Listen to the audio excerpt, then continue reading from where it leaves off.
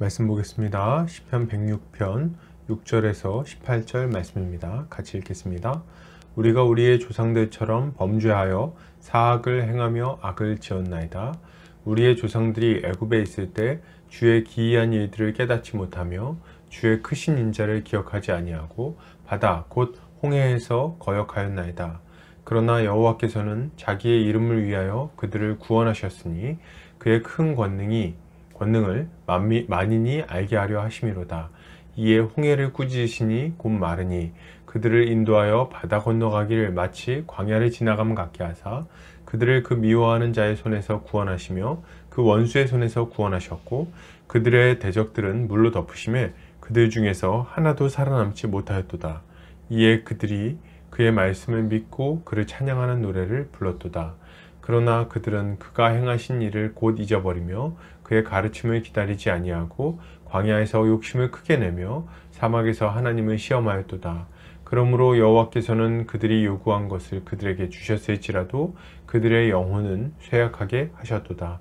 그들이 진영에서 모세와 여호와의 거룩한 자 아론을 질투하며 땅이 갈라져 다단을 삼키며 아비람의 당을 덮었고 불이 그들의 당에 붙으며 화염이 악인들을 살랐도다. 아멘. 시편 106편 6절에서 18절까지 홍해의 기적을 잊은 자들에게 라는 제목으로 말씀 보겠습니다. 신자는 하나님께 많은 은혜를 받은 자입니다. 그렇기에 그는 살아가는 내내 하나님과 동행하며 복되게 살아가죠. 문제는 신자가 이러한 은혜를 잊어버리게 될 때가 있다는 겁니다. 우리는 오늘 본문을 통해서 이럴 때 우리가 어떻게 해야 될지 함께 살펴보도록 하겠습니다. 오늘 시편 기자는 이렇게 말합니다. 우리가 우리의 조상들처럼 범죄하여 사악을 행하며 악을 지었나이다. 우리의 조상들이 애굽에 있을 때 주의 기이한 일들을 깨닫지 못하며 주의 크신 인자를 기억하지 아니하고 바다 곧 홍해에서 거역하였나이다. 시편 기자는 자신들이 조상들처럼 범죄했다고 한탄합니다. 그는 조상들이 애굽에서의 기적을 잊고 홍해 앞에서 원망했다고 말합니다. 그리고 하나님이 홍해를 마른 땅처럼 건너게 해주셨음에도 불구하고 그것을 잊어버렸다고 말하죠. 여러분, 신자는 하나님께서 우리를 죄와 사망의 권세에서 건져내어 의와 생명을 주셨음을 잊지 않아야 합니다. 우리는 전에 애굽에서 종살이하던 이스라엘 백성들처럼 죄와 비참 가운데 살아가던 자들이었죠. 하루하루가 힘들었고 무의미했으며 소망도 없었습니다. 하나님은 이런 우리를 부르셔서 하나님의 자녀로 삼아 주셨어요. 그는 죄에 쪄들어있던 우리를 위하여 독생자를 보내주셨고 예수 그리스도의 십자가 보혈은 우리의 죄를 깨끗하게 씻었습니다. 우리는 의로운 신분을 얻었고 하나님의 자녀가 되어 하나님과 동행할 수 있게 되었죠. 여러분, 처음 예수 믿었을 때의 기쁨을 생각해 보십시오. 그 감격을 생각해 보십시오. 우리의 입에는 찬송이 있었습니다. 여러분, 우리는 이것을 잊지 않아야 합니다. 이전에 우리가 어떤 자들이었는지, 그리고 하나님이 어떤 은혜를 베푸셨는지 말이죠. 이것을 잊지 않고 기억할 때 우리는 하나님과 계속해서 동행하며 살아갈 수 있을 것입니다. 계속해서 보겠습니다. 시편 기자는 이렇게 말합니다.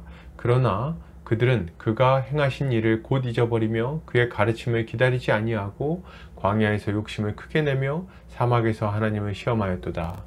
시편 기자는 자신의 조상들이 홍해를 가르신 하나님의 은혜를 잊어버렸으며 광야에서 만나를 먹었음에도 불구하고 욕심을 부렸다고 말합니다.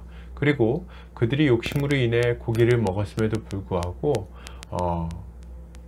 영혼이 쇠약해졌다고 말하고 있죠. 여러분, 신자는 하나님이 날마다 베풀어 주시는 은혜를 잊고 욕심을 따라 주를 시험하는 죄를 범하지 않아야 합니다. 우리는 하나님의 공급하심과 인도하심 가운데 살아갑니다.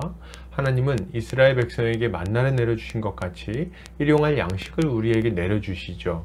그리고 하나님의 거룩한 법을 듣게 하심으로 하나님 나라의 법을 따라 복되게 살아가게 하시는 것입니다. 그런데 우리는 이런 하나님의 은혜를 가볍게 여길 때가 있습니다. 세상을 그리워하고 부러워하며 욕심을 부리며 살아가는 때가 있다는 말이죠. 이럴 때 크게 문제가 되는 것은 그가 하나님의 말씀을 바라보지 않는 것입니다. 주의 말씀을 듣고 가르침을 받으며 다시금 마음을 다잡아야 하는데 그걸 거부하는 거죠. 이러한 자들은 자기가 원하는 것을 얻는다 해도 점점 더 괴로워지게 됩니다. 그 그 영혼이 쇠약해지고 힘을 잃어버리게 되는 거예요. 오직 탐욕만이 그의 인생을 사로잡아서 죄로 기울게 만들기 때문입니다. 여러분, 우리가 이런 상태에 있지 않은지 돌아보고 돌이켜야 됩니다. 이것은 멸망으로 가는 열차에 올라탄 것과 같아요. 당장 그 열차에서 뛰어내려서 다시금 말씀의 지도를 받아야 할 것입니다.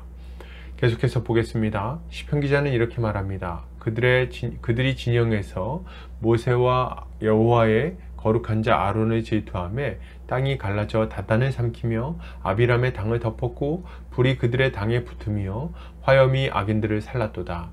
시편 기자는 자신의 조상들이 모세와 아론의 질투에서 망하게 되었다고 고백합니다. 모세와 아론이 누굽니까? 하나님께서 그들을 건져내기 위해 보내신 하나님의 일꾼들 아닙니까? 그들은 모세와 아론의 인도로 홍해를 건넜으며 만나를 받았고 반석의 물을 마셨습니다. 그리고 율법을 받았고 제사도 드렸죠. 이 모든 일을 감당하며 수고한 일꾼들을 대적하고 불순종했기에 그들의 마지막은 불로 망하게 된 것입니다. 여러분, 신자는 하나님이 은혜로 주신 일꾼들을 귀하게 여기고 대적하거나 불순종하지 않아야 합니다. 우리는 이 땅에서 하나님이 보내주신 일꾼들을 통해 말씀을 배우고 자라갑니다. 하나님은 좋은 목자를 우리의 인생에 보내주셔서 말씀과 기도로 보살핌을 받게 하시는 거죠. 그렇기에 신자는 하나님의 일꾼들을 귀하게 여기고 그의 권위를 인정해야 됩니다. 그들이 전하는 말씀에 따라 순종하며 함께 교회를 세워나가야 하는 거예요. 물론 신자는 말씀을 잘 분별해야 됩니다. 거짓 목자를 만났다면 그를 막아서야 할 것이죠. 그런데 만약 건강한 일꾼들을 만났다면, 또 그들이 하나님의 말씀을 기초로 권면한다면 완악한 마음을 버리고 순종해야 하는 것입니다. 그런데 이 시대에는 이런 순종의 모습이 점차 약해지고 있는 것 같습니다. 사람들은 순종하기보다 불평과 불만을 이야기하고 일꾼들의 부족함을 비웃습니다. 그리고 자신들의 의견이 관철되기를 원하며 주님이 세우신 일꾼들과 대립하기도 하죠. 그러나 이것은 하나님이 기뻐하는 모습이 아닙니다. 여러분, 하나님은 자신의 일꾼들에게 권위를 주시고 그들을 세우셨어요. 그들을 멸시하는 것은 하나님을 무시하는 것에 다름 아님을 알아야 됩니다. 그렇기에 우리는 겸손히 허리를 동이고 주의 말씀을 맡은 자들에게 순종해야 할 것입니다. 결론을 드립니다. 여러분, 신자는 하나님께서 우리에게 베푸신 구원의 은혜를 잊지 않아야 됩니다.